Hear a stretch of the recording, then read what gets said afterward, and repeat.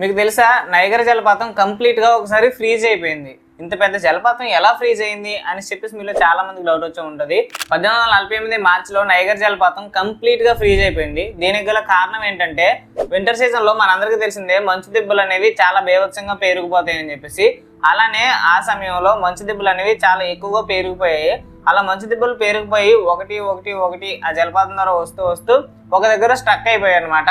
అలా మంచు దిబ్బలు స్ట్రక్ అవడంతో పాటుగా అదే సమయంలో బేవత్సంగా మంచుగాలి వేసింది అనమాట. అంటే మంచు పడుతూ ఉంది, బేవత్సంగా గాలులు కూడా వేసాయి.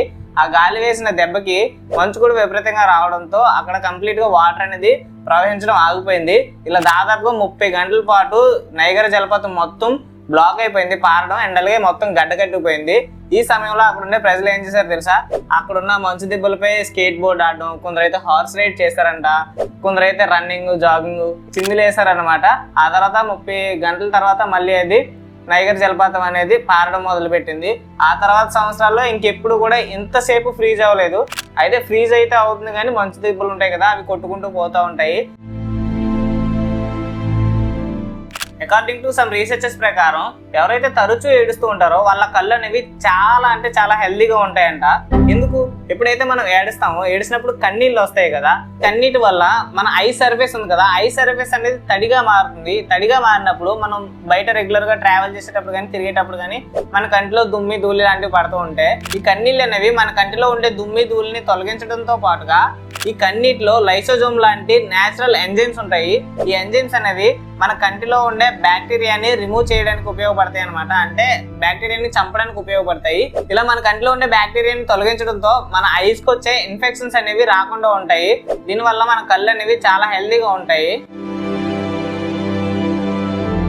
మన సౌత్ ఇండియా అండ్ అలాగే మన తెలుగు ఫిల్మ్ ఇండస్ట్రీ హీరో అయినటువంటి ఐకాన్ స్టార్ అల్లు అర్జున్ గారు మన ఇండియాలోనే ఒక సరికొత్త రికార్డ్ని అయితే సృష్టించారు.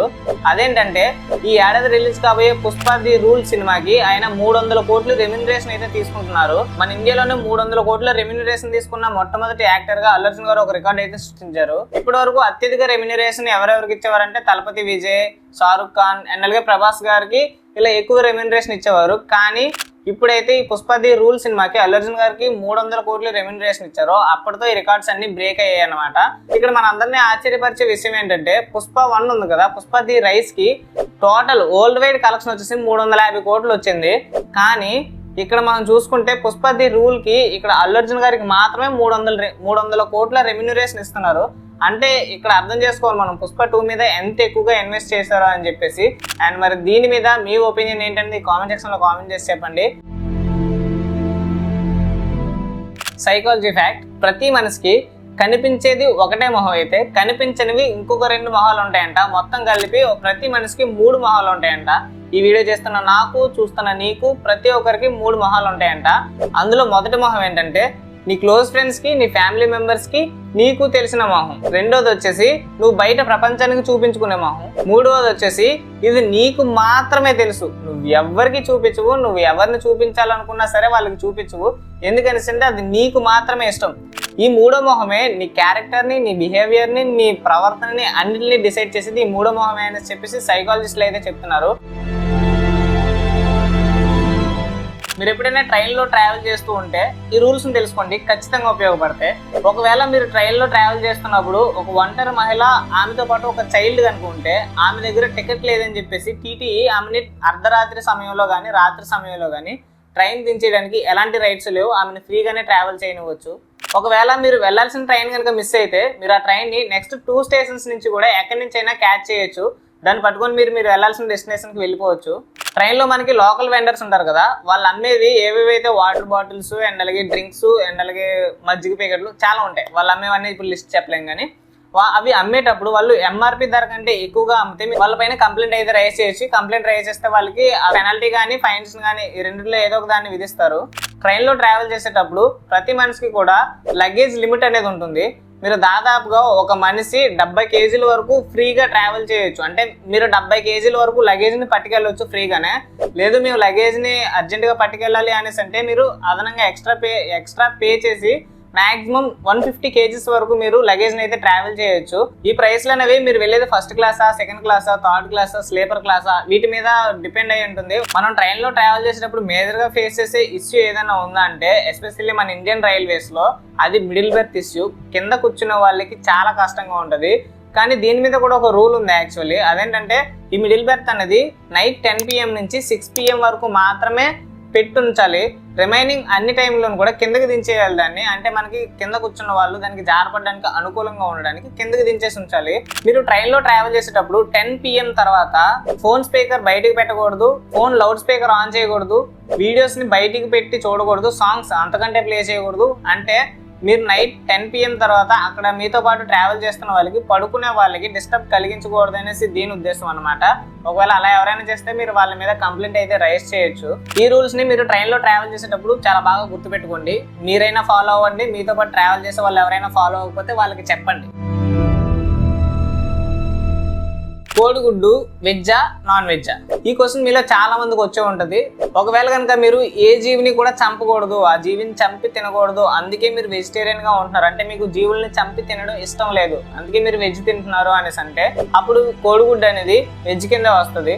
ఎందుకంటే మనకు మార్కెట్లో దొరికే కోడిగుడ్లు అనేవి ఇవి అన్ఫెర్టిలైజ్డ్ కోడిగుడ్లు అనమాట. ఫెర్టిలైజ్డ్ కోడిగుడ్లు అంటే కోడి బంచిక్ చేసుకుంటూ వచ్చే వాటిని ఫెర్టిలైజ్డ్ ఎగ్స్ అంటారు. ఈ ఫెర్టిలైజ్డ్ ఎగ్స్ అనేవి మనకి మార్కెట్లో దొరకవు. ఇవి మనం పర్టికులర్ గా మన ఇంటి దగ్గర కోళ్ళను పెంచుకుంటే వాటి నుంచి వచ్చేవి ఫెర్టిలైజ్డ్ ఎగ్స్. ఈ పౌల్ట్రీ ఫార్మ్స్ లో మగ కోళ్ళు ఉంటాయి కదా, పుంజులు అంటాం మనం, ఆ పుంజుల్ని చిన్న వయసులోనే చంపేస్తారు. ఎందుకనేసి అంటే వీటి వల్ల ఎవరైతే రైతు పెంచుకుంటున్నాడో ఆ రైతుకి పెద్దగా ఉపయోగం ఉండదు. ఏ విధంగా ఉపయోగం ఉండదు, మాంసానికి అమ్మేసుకుందాం అనేసి అంటే ఆడకోడి వచ్చినంత మాంసం కూడా రాదు ఈ మగ కోళ్ళకి, పౌల్ట్రీలో పెరిగే కోళ్ళకి. అండ్ అలాగే ఇవి గుడ్లు కూడా పెట్టవు.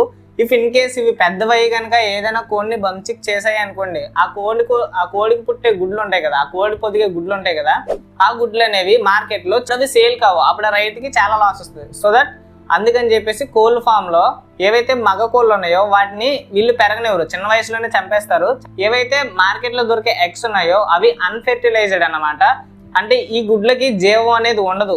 వీటిని మీరు ఎన్ని రోజులైనా పొదగండి కానీ వీటి నుంచి పిల్లలు అయితే బయటికి రావు. కాబట్టి మనకు మార్కెట్లో దొరికే ప్రతి ఎగ్ కూడా వెజ్ కింద వస్తుంది. వీటిలో కేవలం ప్రోటీన్ మాత్రమే ఉంటుంది. సో దట్ మీరు ఎగ్స్ ని వెజ్ కింద కన్సిడర్ అయితే చేయొచ్చు. సో మీ ఫ్రెండ్ లిస్ట్ లో ఉన్న ఎగ్ ని కూడా నాన్ వెజ్ అనుకుని ఫీల్ అయ్యే ఫ్రెండ్ కి ఈ వీడియోని షేర్ చేయండి.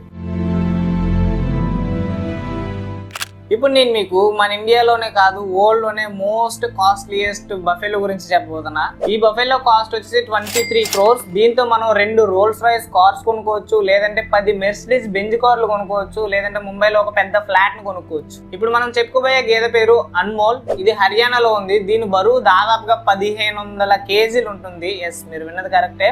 దీని బరువు దాదాపుగా 1500 kgs ఉంటుంది. దీని విలువ 23 కోట్లు. అంతేకాకుండా ఈ గేదెకి ఏదైతే లైఫ్ స్టైల్ ఉందో ఆ లైఫ్ స్టైల్ మన మిడిల్ క్లాస్ ఫ్యామిలీ బాయ్స్ కి చాలా అంటే చాలా డ్రీమ్ లైఫ్ అనమాట. దీని మేతకే రోజుకి 1500 రూపాయలు అవుతుంటుంది. రోజుకి 1500 అయిపోయేంతలాగా గేదెకి ఏం ఫుడ్ పెడతారా అనేసి అంటే రోజుకి 250 గ్రాముల బాదం పప్పు, 4 kgs ధాన్యం పళ్ళు, 30 అరటిపళ్ళు, 5 లీటర్ల పాలు, 20 గుడ్లు. ఇవే కాకుండా గేదెకి ఆయిల్ కేక్స్, పచ్చిగడ్డి, నెయ్యి, సోయాబీన్స్, మొక్కజొన్న ఇలా రకరకాల తిండ్లు, ఇంకా వాటికి తవుడులు, దానాలు, అబ్బో చాలా ఉంటాయి. ఇలా రకరకాల తిండ్లు పెడతారు. ఇంత తిండి ఎందుకు పెడుతున్నారంటే ఆ గేదె హెల్తీగా ఉండడానికి, దాని హైట్ మెయింటైన్ చేయడానికి, అండ్ అలాగే వెయిట్ మెయింటైన్ చేయడానికి, దాని ఎదుగుదలకి. ఇలా పెంచితే ఆ రైతుకి ఇన్కమ్ ఎలా వస్తుంది అంటే ఆ రైతుకి ఇన్కమ్ కూడా వస్తుంది. ఈ గేదె ఇంత బలంగా దిట్టంగా ఉండడం వల్ల దీని వీర్యానికి చాలా ఎక్కువ డిమాండ్ ఉంది.